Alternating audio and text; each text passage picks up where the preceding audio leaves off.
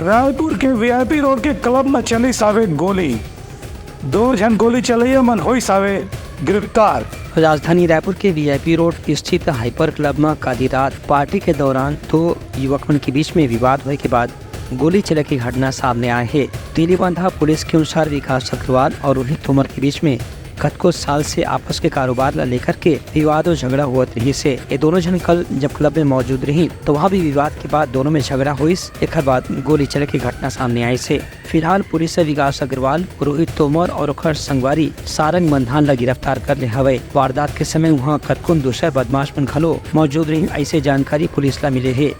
एक बार क्लब के अंदर और बाहर लगे सीसीटीवी के वीडियो के निगरानी करे जाते। इनमें जांच पड़ताल के बाद दूसरा आरोपी मन ला भी गिरफ्तार करे की कार्रवाई करे जाही। Bureau report Uttarakhand news.